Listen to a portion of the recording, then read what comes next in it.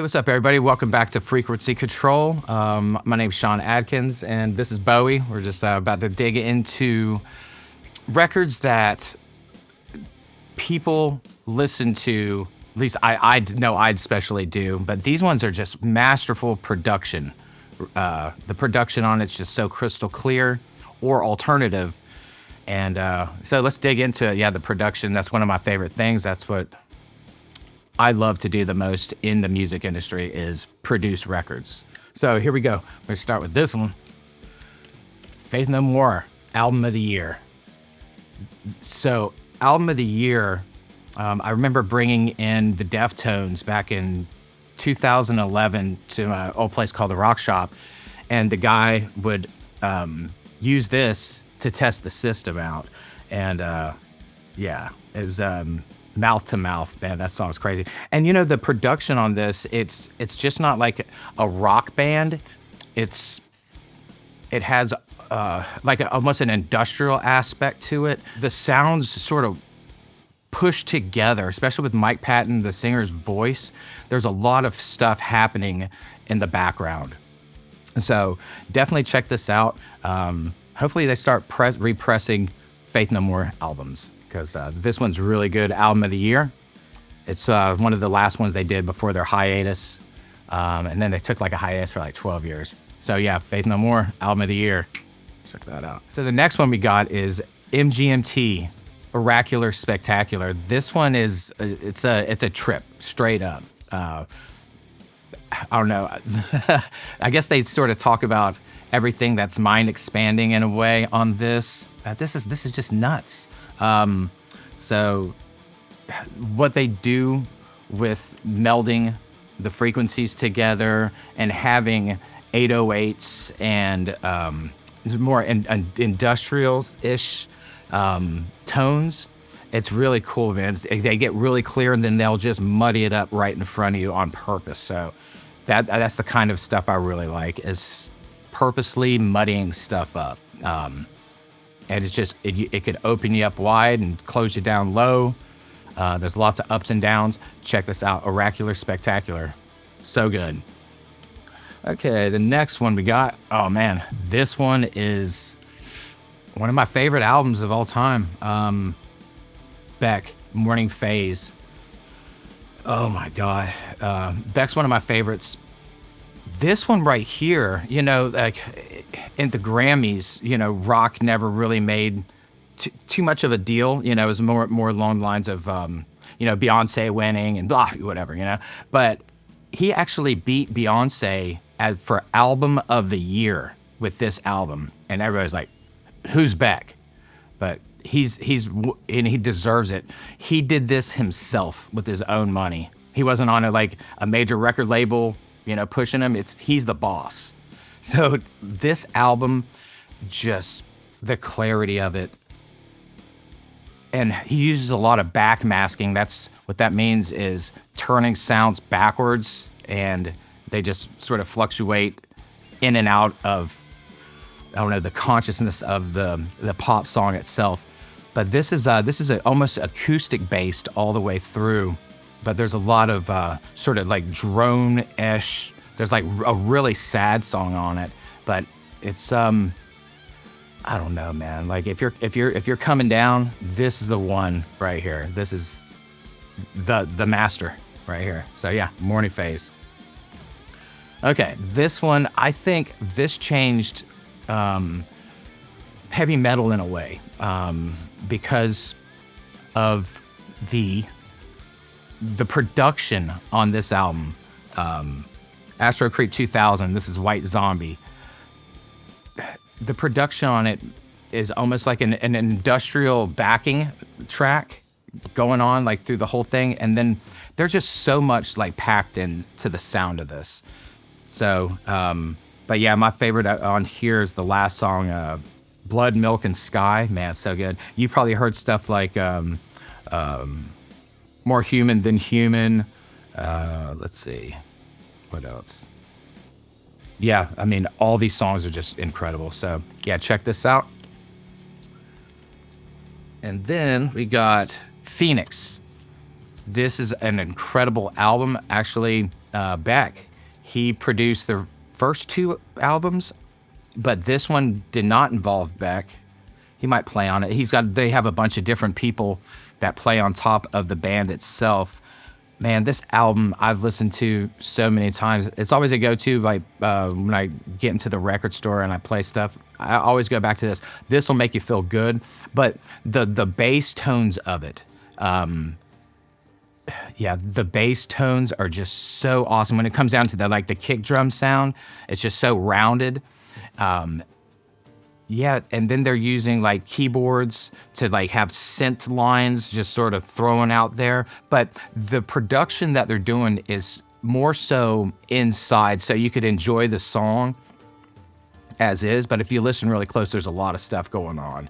And yeah, you probably heard like Listomania, 1901.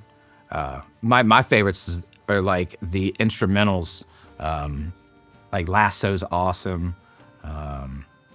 But yes, this whole album's so good. So definitely check out, it's called Wolfgang Amadeus Phoenix. Okay, here's one that's very weird. And this is Mr. Bungle. Actually, it's the lead singer for Faith No More's band. This is called Disco Volante. And it's like, I'm not going to say I'm going to say it. It's like a pleasant nightmare. And it's like if clowns were sort of surrounding you when you're tripping or something, you know, like you'd be like, oh, this is cool, but it's like it's eerie. It's disturbingly beautiful. So yeah, check this out, man. Disco Volante. A lot of people like anything Mr. Bungle puts out's great. You know, a lot of people like California, their first record, but this is my favorite. And the production on it, man. What am I supposed to say about it? It is crazy. So, okay. Okay, this is one of my favorite productions because I've never heard anything like this. And they started out as a band that was just a rock band. They were like 15, and they rocked right off the bat, and they came up with this album right here. This is Silverchair, Neon Ballroom. The production on this is out of this world. It's more orchestrative. It's like a classical masterpiece going on, and the background is something that's heavy and disturbing and just completely effed up. So, and like the lyrics, man, they're a three-piece band, but the production that they do on this is full-blown orchestra. So listen to that. I would love to hear something else like this at some point. So if you know anything that sounds like this, please let me know in the comments below. And then we have, here's one right here. So this is, I love pop music. And the production within the pop sound is just the clarity and like how they separated the frequencies. And this one right here, Teenage Dream. This is Katy Perry, Teenage Dream. This album actually beat out Michael Jackson Thriller for the most #1 hits on an album. And I'm not saying I agree, but it deserves it. That's how good this album is. The songwriting, there's like 10 people writing a song a piece. It's a badass album, man. It's so good. So yeah, I've listened to this so many times, and at this point, she was like one of my favorite singers too. And man, yeah, check this out if you're into pop music. This is the I don't know. It's one of my favorites for sure. Okay, so this is not pop. This production is just out of this world. This is my friend Kel Jackson. He introduced me to this, King Gizzard and the Lizard Wizard. This album right here is what's it called? I'll put it up on the screen. I can't read it. I don't have my glasses. But yeah, this is just it gets on, it's like, it starts right, wow, and it gets on your nerve and just stays there the whole time. You know, it just keeps pushing you like more towards like insanity. Yeah, it's and when you listen to it, you're like, how is this happening? Maybe because they have 7 to 8 people in their band, but these guys are like the new Grateful Dead in a way because they're just completely tripped out. They'll do a rock album, then they'll do a techno album, then they'll do something that's death metal, like, but this one's just like pretty rocking. So yeah, they pay their dues. They put out an album like every 6 months. But this particular one, there's so many good ones, but this one right here, this got me started on them. So check out King Gizzard and the Lizard Wizard. And the production on that is, I've never heard anything like it, and they keep doing it. Here's another one that I think is one of the best, at least the side A of this. The whole thing is just crystal clear, pop genius. Some of the lyrics, I'm like, dang it, why'd you have to say that and ruin it? But this right here, Avril Lavigne's first album, this is the, man, you can't sound too much better than this. So like Losing Grip, what a beautiful song. You've heard Complicated and Skater Boy, but like I'm With You, Mobile, yeah, Tomorrow, man, this is incredible. And I think with her the lyrics that how she sang changed everything. Everybody started copying her afterwards, but yeah, Let Go's a great record.